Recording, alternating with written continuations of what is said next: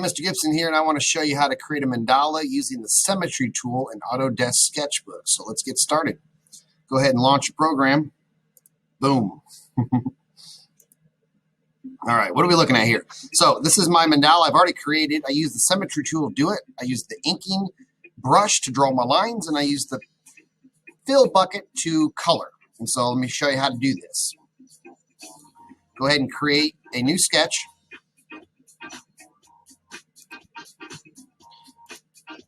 And we want a square, and so I like the height here, but the width's a little bit too wide. So I'll match that width with my height to create a square. Hit create, shrink this down so you can see the whole thing. All right, and then now we're ready to add our symmetry lines. Right here in the Symmetry Tool, click that, and it's going to open up my sub-menu. Okay, we want radial symmetry. All right, and then we want an 8-sector or 8 sections, you can count them through here, mandala. And so I'm going to lock these lines so I don't want them to move on me. All right, and now I can move this and my lines will stay put. I'm going to create black lines, so this is my color editor. So I'm going to bring that down to black. All right, and I don't want my line to be too thick, so I can do a little test here. That's a little thick.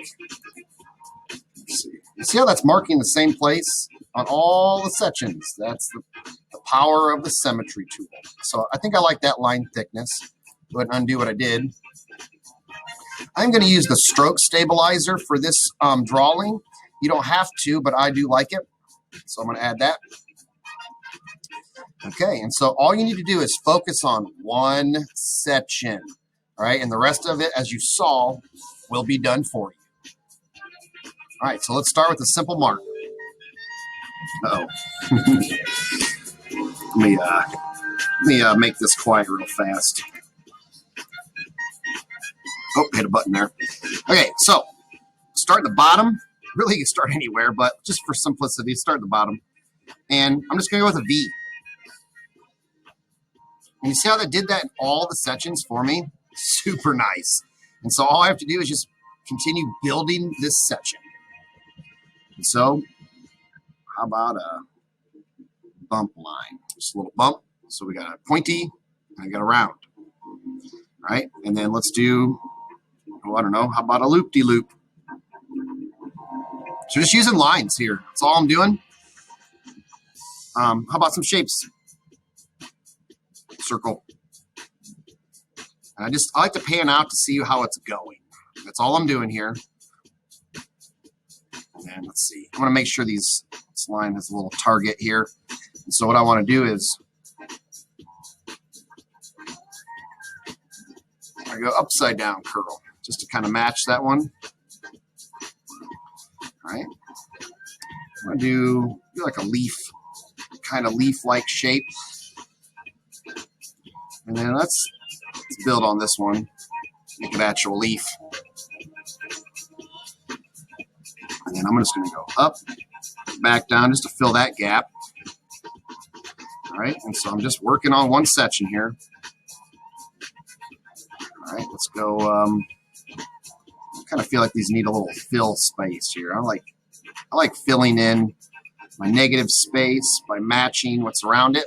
That's always a fun little technique.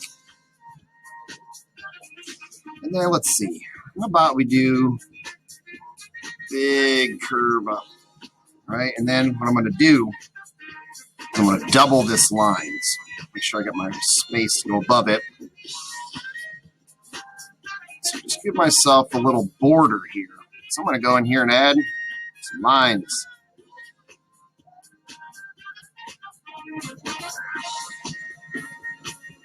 So just keep it simple, and you'll see over time it will develop into something more complex. And just don't be afraid to go simple.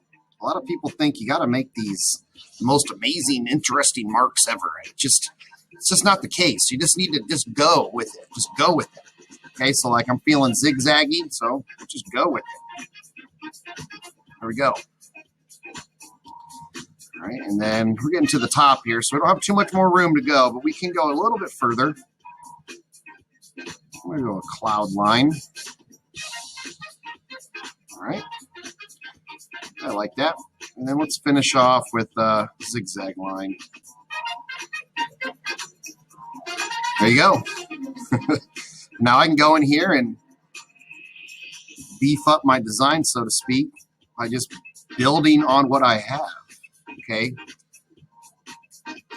I can even add elements like this. And I can continue to build off of these little tiny simple designs that really will go a long way with this and to really make it look complicated. But you know better. You know better. You use a little trick. But that's kind of what artists do. We know all the tricks. All right, so that'll do. I could go in here and just have a good old time in this mandala and just really make it complicated, but let's get to the fill bucket and so we can get to that part of the project. All right, and so the fill bucket is gonna make your symmetry lines go away, and you have 3 options on the fill bucket here. And the first one is solid, the second one linear, and the third one radial. We want solid fill, but you can play around with these 2 if you want, and I'll talk about them just briefly at the end of the video here. And so here's the catch. I'm already kind of a little nervous about this shape. It's not touching. Let's see if that's the case here. So I'm just going to grab a random color. Yep, sure enough. And so why did that happen? It happened because of these gaps. Do you see that? There's a little one right there. That is not a big deal. I can just hit my Symmetry Tool again, go back to my black line, and I can go in here and correct that. See, just fill that in right there. You see that? And now my color will not leave that area. So it's a little small issue, but not a big deal. So now I can go back in here and add that color. Do you see how that filled in nicely? And so you can color these by hand if you would like to. Maybe do a second layer for that, but I'm going to use the fill bucket because look how much easier that is. And so red, let's do warm colors for the inside here. Yellow and orange. Do that for my inside. And then we'll rotate between warm and cool colors. Blue. Maybe some green on these dots. Just tap and go. Tap and go. And so I would just continue in this fashion until everything was colored. And you can't do Symmetry Tool and fill at the same time. If you're wondering why I didn't do it that way, you can't have both of those selected at the same time. See, if I want to go back, I can't have both. So you gotta do it this way. Now, if I use the Symmetry Tool and then colored in with my tools, then of course I could color this way, and I could absolutely use symmetry to color. Now you'd have to hand color, of course. So that's just kind of a preference choice. I like the quick fill. Moves a little quicker, but everybody's preference is their own. Okay, and so there's just kind of the center mandala. I told you I'd talk about these real quick before we go on. And so let's do that. And I'm going to show you the radial fill. This adjusts, well, I'm not really sure what that does at this point. I'm still learning the software a little bit myself. I do have a pretty solid understanding on this part though. So this stretches, this adjusts the spot where it's going to be, and then touching the line will actually create more color. And then so all you got to do is pick the spot you want to add the color to, and then come over to your color picker and change its color. I can change that gray, orange, okay, and then maybe I want to go red.